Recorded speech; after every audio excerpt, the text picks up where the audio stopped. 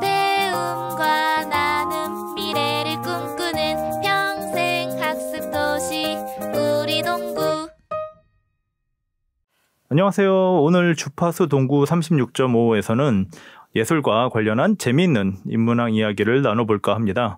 저는 콘텐츠 에이전시 윙 커뮤니케이션즈의 손웅철이라고 합니다. 자, 오늘 우리에게 흥미로운 예술 이야기, 뮤지엄 이야기를 해주실 리얼 인문학 박소영 대표님을 잠시 소개해드리겠습니다. 박소영 대표님은 네이버 오디오 클립에서 리얼 인문학 여행이라는 채널을 운영하고 계시기도 합니다. 여행과 인문학을 접목해서 쉽게 신선하게 많은 콘텐츠를 소개해주고 계십니다. 안녕하세요, 대표님. 네, 안녕하세요. 반갑습니다. 저는 인문학 강의하고 인문학 책 쓰는 박소영이라고 합니다. 네, 그럼 바로 재미난 예술 인문학 이야기를 들어볼까요? 대표님, 오늘은 남프랑스로 안내해 주신다고 말씀드렸는데. 맞습니다. 저는 인문학 작가이기도 하고 또 인문학 강사로서 예술가들의 발자취를 그대로 쫓아서 작품이 탄생한 바로 그 장소들을 직접 가보고 있는데요. 이렇게 가다 보면 예술가들과 함께 같은 공간에서 숨 쉬듯이 그 에너지를 느끼면서 작품을 이해하게 되면 훨씬 와닿는구나, 이런 사실을 알게 됐습니다. 그러다 보니까 자연스럽게 많은 나라를 여행해보게 됐는데요. 그중에 어디가 가장 아름다웠냐 저에게 물어보신다면은 저는 역시 남프랑스라고 대답을 할 수 있을 것 같아요. 남프랑스. 네. 근데 이게 저뿐만이 아니라 거의 모든 예술가들이 이 남프랑스를 정말 대책 없이 사랑했었습니다. 피카소라든지 샤갈, 보나르, 또 르누아르, 그리고 마티스와 반 고흐에 이르기까지 정말 많은 화가들이 이 남프랑스의 터전을 마련하고 살고 그림을 그렸었습니다. 사실은 프랑스 출신이 아니고 외국 출신이었던 피카소, 그리고 반 고흐, 샤갈을 뺀다고 하더라도 프랑스 출신이었던 마티스도 여기서 거의 50년 가까이 정착해서 살았었으니까 남프랑스의 매력이 얼마나인지 아마 대충 아실 수 있을 것 같아요. 와, 그렇게나 많은 유명 예술가들이 남프랑스를 다 사랑했군요. 네. 저도 처음 알게 된 사실인데요. 대표님, 남프랑스의 매력, 그 매력은 과연 어떤 것이 있을까요? 제가 남프랑스에 가보니까 여러 번 가봤을 때 이 예술가들이 무엇 때문에 남프랑스를 이렇게 대책 없이 사랑했을까 생각해보면 예술가들이 그러면 가장 중요하게 생각하는 게 뭘까? 거기에 답이 있지 않을까 생각을 해봤어요. 근데 예술가들이 가장 중요하게 집착하는 게 있다면 바로 빛이라는 존재입니다. 빛. 빛이요? 네네. 태양빛을 그렇죠. 말씀하시는 건가요? 그럼 그 남프랑스의 그 태양빛, 그 빛은 혹시 어떤 점이 다른가요? 남프랑스는 정확하게 지중해에 있습니다. 그런데 이 지중해의 빛은 사물이 가지고 있는 그 본연의 고유한 컬러를 가장 아름답게 뽐낼 수 있도록 완벽한 각도로 내리쨘다고 합니다. 그렇습니까? 네네. 이것 때문에 시각적으로 예민한 예술가들이 이 빛과 컬러를 보고 나면 여기에 그냥 눌러앉아 버리게 되는 그런 일이 발생을 했던 것 같아요. 그러다 보니까 예술가들이 그냥 죽을 때까지 여기서 살더라고요. 얼마나 아름다우면. 근데 저도 남프랑스 여러 번 가서 느낀 게 뭐냐면 꽃, 그리고 바다, 나무들이 있는데 이런 존재들이 거의 형광빛으로 빛이 나는 걸 봅니다. 정말이지 형광에 가까워요. 채도가 아주 높아요. 그러니까 우리나라에서 똑같은 나무나 바다를 볼 때보다 채도가 한참 높습니다. 그러니까 우리나라 자연을 보다가 남프랑스에 가면은 뭔가 필터를 여러 겹 끼운 그런 모습을 보게 되더라고요. 거기에다 더해서 거기서 휴가를 보내고 있는 사람들도 마치 이게 사람도 자기 인생의 고유한 빛을 터뜨리면서 사람까지도 형광빛이 나는 것 같은 그런 착각까지 들더라고요. 네. 그 지역의 공기가 뿜어내는 그 바이브. 그게 말 그대로 극락에 가깝다. 야, 네. 남프랑스에 대한 그 대표님 설명을 계속 듣다 보니까 저도 바로 남프랑스 가는 항공편을 알아보고 싶을 정도의 생각이 드네요. 네. 그럼 이 지역을 사랑하면서 여기에 살았고 또 여기에 묻힌 그 위대한 예술가들의 그 뮤지엄들은 어떤 곳들이 있을까요? 오늘 남프랑스에서 먼저 니스에 가보려고 하는데요. 니스요? 네네. 니스에서 마티스 뮤지엄 먼저 소개를 해드리려고 해요. 이 니스라고 하는 곳은 원래부터도 아주 오래전부터 해변이 아름다운 곳으로 유명한 곳입니다. 니스는 저도 들어봤었어요. 그 네. 빅토리아 여왕을 비롯해서 그 영국 귀족들이 휴양지로 즐겼을 만큼 유명했던 곳으로 알고 있는데요. 맞죠. 그 덕분에 또 니스의 해변가는 프롬나데 장글레라고, 이게 무슨 뜻이냐면 영국인의 산책로라고 하는 별명인데 이런 별명까지 붙어 있을 정도입니다. 날씨는 당연히 말할 것도 없고요. 여기에 바다색이 말 그대로 잉크를 풀어낸 것처럼 아주 새파란 그 컬러에 또 우유를 쏟아 부은 것 같은 그런 독특한 컬러를 가지고 있어요. 그래서 바다에 우유를 쏟아부은 효과를 어떻게 저런 시각적 효과를 낼까, 그 바다를 보면서 항상 궁금했었는데 거기가 해변이 모래 해변이 아니고 자갈 해변이에요. 그러다 보니까 그 자갈들이 햇빛에 반사되면서 나타내는 현상이라고 합니다. 그 잉크에 우유를 섞은 바다라. 너무 궁금한데요. 그 니스의 그 마티스 뮤지엄이면 혹시 그 앙리 마티스가 여기 살았던 건가요? 그렇습니다. 그렇습니다. 여기서 그 마티스는 레지나 호텔에 작업실을 마련을 했습니다. 그리고 이곳에서 대표작들을 말 그대로 쏟아내게 되는데, 마티스의 거의 모든 작품들을 저도 좋아하지만 그중에서도 저는 컷아웃이라고 하는 그 종이 오린 작품들을 아주 좋아해요. 마티스가 말년에 암 수술을 했습니다. 그래서 몸이 불편한 와중에 휠체어를 타고 도대체 이 붓을 잡고 그림을 그리기가 아주 힘들었기 때문에 이 예술가가 그럼 내가 이 휠체어에 앉아서 뭘 할 수 있을까 고민을 하다가 종이를 오려서, 색종이를 오려서 본인만의 예술 세계를 완성해낸 건데, 이 컬러감, 색감들이 보기만 해도 정말 바로 기분 전환이 될 만큼 쨍한 그런 컬러들입니다. 그럼 대표님 이 니스의 마티스 뮤지엄에서 어떤 작품이 가장 인상적이셨나요? 제가 이 뮤지엄에서 관심 있게 보았던 작품은 컷아웃을 제외하고 아마도 그 마티스의 대표작이라고 할 수 있는 라단스라고 하는 작품입니다. 이 라단스는 The Dance, 그러니까 춤이라고 하는 작품인데. 그 뜻이었나요? 네네. 마티스가 이 춤을 추는 작품들을 아주 절정의 컬러를 이용해서 그려냈습니다. 그리고 많은 분들이 사랑하시는 작품이기도 한데, 이 작품들이 러시아 상트페테르부르크 에르미타주 뮤지엄이라든지 뉴욕 모마 뮤지엄에도 있지만, 가장 역사적인 작품은 역시 그 미국의 필라델피아의 반즈 파운데이션이라고 하는 곳에 전시되어 있는 초대형 벽화가 되겠습니다. 이 그림은 사이즈부터 비교가 되지 않는데요. 이 반즈 파운데이션에 있는 라단스 작품은 대중들에게 노출이 많이 안 되었기 때문에 많은 분들이 모르시는 작품이기도 해요. 근데 제가 궁금했던 거는 이 그림을 그릴 때 가장 중요한 게 또 드로잉이거든요. 밑그림. 네네. 네. 그런데 이 라단스의 초기 드로잉이 바로 이 니스에 있는 마티스 뮤지엄에 있어서 제가 정말 너무 반가웠던 기억이 납니다. 그 마티스의 라단스는 저도 관련 서적을 통해 본 적이 있는 것 같습니다. 정말 대작이긴 하죠. 네.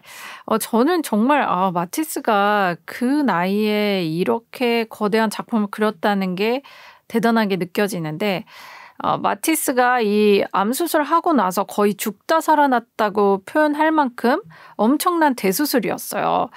그리고 이 수술을 하고 나서 다시 살아났을 때 마티스 본인도 내가 이거 정말 지금부터 사는 거는 보너스 인생이다, 그렇게 얘기를 했을 정도인데, 그러면서 휠체어를 탔다 보니까 간호사의 도움이 반드시 필요했습니다. 이때 만난 간호사가 바로 자크마리라고 하는 수녀예요. 나중에 수녀가 됐어요. 네. 이 간호사님이. 그래서 이분의 우정과 더불어서 또 꾸띠리의 신부님이라고 하는 분에게도 영감을 받아서 마티스가 예배당 건립을 구상하게 됩니다. 아, 뮤지엄이 아니라 예배당이요? 네, 그래서 이 방스라고 하는 지역에 마티스 예배당이 있는데 이 예술 작품은 치유의 힘을 지닙니다. 예술가들의 보람도 내 작품으로 누군가 위로를 받는 것이 아닐까 생각을 해보는데 내가 작품에 녹여낸 메시지들이 사람들에게 위로와 희망을 주는구나.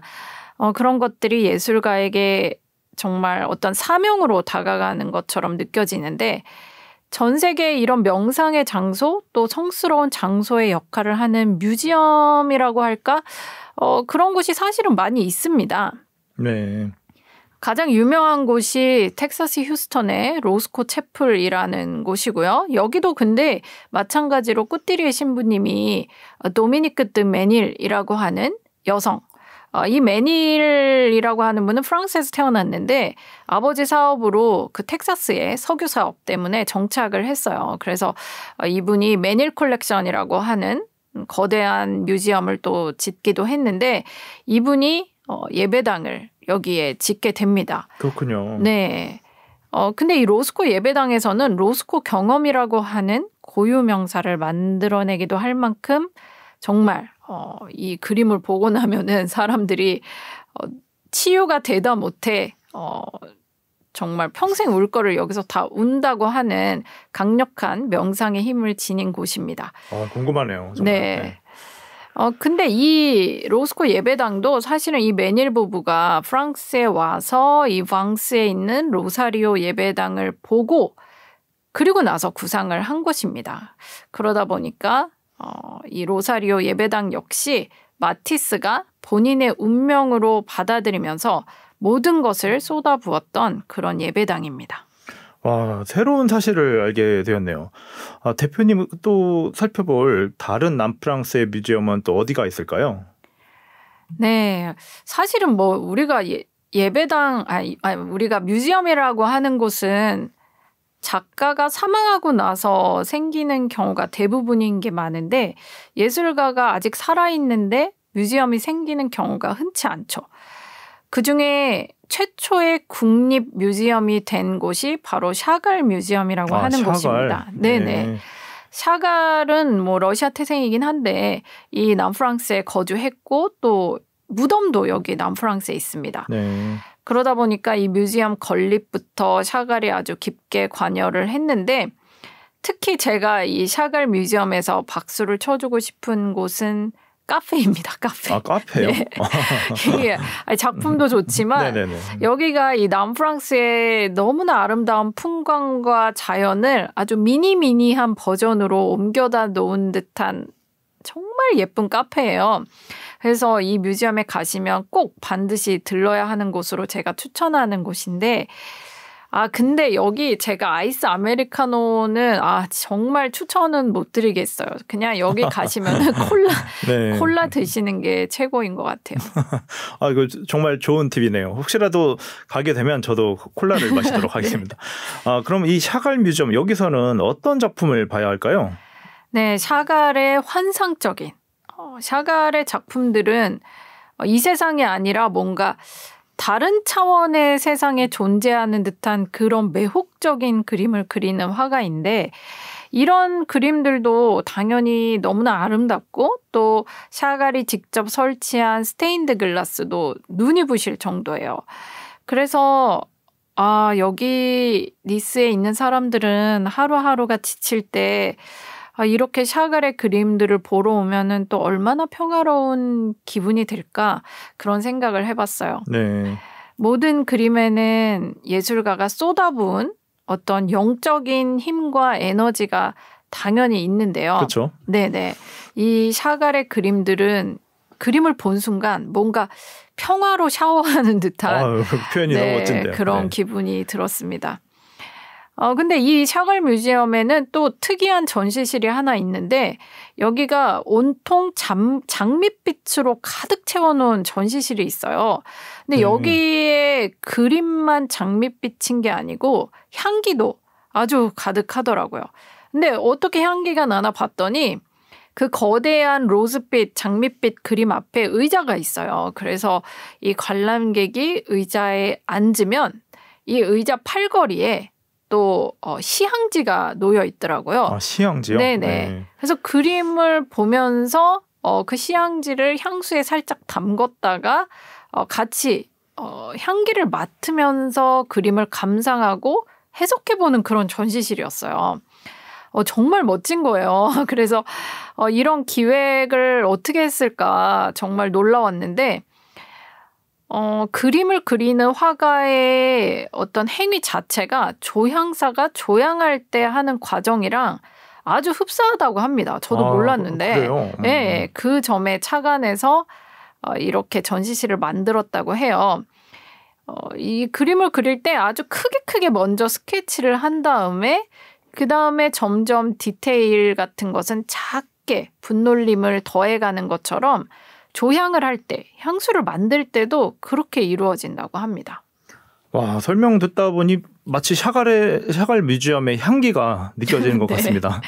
자, 그 샤갈 뮤지엄까지 둘러봤는데 이 다음 뮤지엄도 궁금해지네요. 와, 네. 다음이 드디어 피카소입니다. 아, 드디어 피카소. 네. 그림이나 미술에 아무리 관심이 없는 분들도 파블로 피카소, 이 피카소는 들어보셨을 것 같습니다. 대표님, 그럼 피카소도 이곳 남프랑스에 살았던 건가요? 그렇습니다. 피카소는 남프랑스에서 무쟁이라고 하는 곳에서 생을 마감했는데 이 무쟁이 어디냐면은 깐느.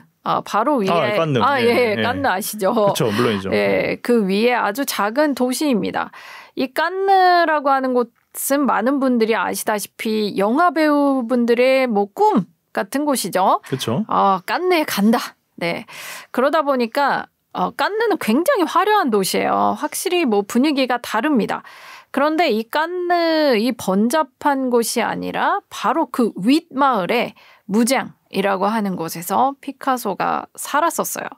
그런데 피카소는 그 이전에는 또 앙띠브라고 하는 아름다운 바닷가에 중세 성에 산 적이 있었습니다. 성에서? 네, 거기서 살면서 예술 작업을 한 적이 있었는데 이때 그 피카소 나이가 환갑이 다 됐었어요. 그런데 같이 지내던 여성분이 프랑소아즈 질로라고 하는 여자분인데 20살이 갓 넘은 그런 20살이요? 네, 배우자를 만나서 아이도 둘을 낳고 살았던 적이 있습니다. 이때 진로와 함께 앙띠브에 머물면서 예술 작업을 했었는데 그 작품들을 전부 다 그 성에 두고 갔어요. 그래서 그 직후에 이 성이 바로 피카소 뮤지엄이 됐던 곳인데요. 아, 그렇게 된 거군요. 여기는 보시다시피 바닷가를 정원으로 품고 있는 곳입니다. 바로 정말 오션프런트라고 볼 수 있는데 성의 마당이 지중해인 그런 곳입니다. 정말 네. 피카소 정말 무슨 복을 타고났는지 저도 이 앙띠브에 가서 피카소가 너무너무 부러웠었습니다. 네. 야, 세상에 그 환갑의 20살 배우자 또 마당이 바로 지중해인 그 아름다운 바닷가성에서 작업을 한 피카소. 여러 가지로 놀랍네요. 그런데 남프랑스에는 피카소 뮤지엄이 한 곳이 아니라 두 곳이라는 얘기가 있던데요. 그렇습니다. 이 남프랑스는 정말 무슨 복을 타고났는지 피카소의 뮤지엄이 한 군데가 또 더 있는데요. 발로히라고 하는 곳에 있습니다. 여기 발로히는 도자기로 유명한 곳이에요. 도자기요? 네네. 사실 앙띠브랑 굉장히 가깝기는 한데 이 피카소가 여름에 이 발로히에 왔었어요. 그러다가 도자기 스튜디오에 잠깐 머무르게 되는데 그게 너무 좋았나 봐요. 그래서 다음 해에 또 왔어요. 이 도시를. 네. 네. 그러더니 그 다음 해에는 아예 여기 스튜디오에 눌러 앉았습니다. 피카소가. 아이고. 아주 본격적으로 제대로 도자기 작업을 하게 되는 거죠. 자, 그 덕분에 이 작은 도시에 국립 피카소 뮤지엄이 생긴 겁니다. 이 작업했던 도자기를 이 스튜디오의 오너였던 친구이기도 했던 수잔이라고 하는 친구한테 선물을 많이 했어요. 그래서 그분이 나중에 기증을 하면서 뮤지엄이 됐죠. 그렇군요. 네. 또 하나는 이 뮤지엄이 원래는 수도원 건물이었어요. 그러다 보니까 건물 자체도 중세 건물이니 국가 등록 문화재가 되어 있는데요. 피카소가 이 수도원에 전쟁과 평화라는 작업을 남겼었습니다. 네. 수도원 그 예배당 안쪽에 들어가 보면 창고의 그 천장을 전부 다 작품으로 그려놓은 것을 알 수가 있어요. 제가 갔을 때 정말 더운 한여름이었는데 남프랑스의 뜨거운 햇살에 피부를 막 그을리고 태우다가 네네. 이 예배당에 딱 들어왔을 때 그 서늘한 곳으로 들어왔을 때 공간이 주는 변화와 함께 피카소의 거대한 벽화가 전해주는 그 감동. 정말 말로 표현이 어려울 만큼 감격적이었습니다. 그래서 여러분들도 꼭 한번 가보셨으면 하는 곳으로 추천드리고 싶네요. 또 저도 꼭 진짜 그 감동을 직접 느껴보고 싶습니다. 자, 피카소 뮤지엄까지 설명을 들었는데요. 지금까지 박소영 대표님의 이야기를 들으면서 드는 생각이 예술가들이 빛도 빛이지만 도대체 왜 여기 정착했을까? 뭔가 또 다른 이유가 분명히 있을 것 같은데요. 날씨가 아무리 좋아도 빛이 아무리 아름다워도 그 어떤 무엇 때문에 결국 이곳을 선택했을까 하는 그 비밀이 있을 것 같은데. 네. 제가 그 남프랑스 갈 때마다 놀라는 것은 물론 뭐 저는 휴가철에만 가다 보니까 조금 다를 수도 있지만 여기 사람들은 무언가 인생을 내맡긴 채로 사는구나. 그런 것들을 느꼈습니다. 근데 또 그게 인생을 뭔가 뜨겁게 끌어안는 모습인 것처럼 느껴졌어요. 이게 뭔가 말이 반대되는 것처럼 느껴지실 텐데 사람이 또각또각 정해진 대로 뭔가 메트로놈 재듯이 그냥 간단히 예를 들자면 초중고등학교 그리고 대학교를 나와서 취직을 하고 결혼을 하고 이런 계단식의 삶이 아니라는 겁니다. 그게 인생을 끌어안는 방식은 아니잖아요, 사실. 그렇죠. 네.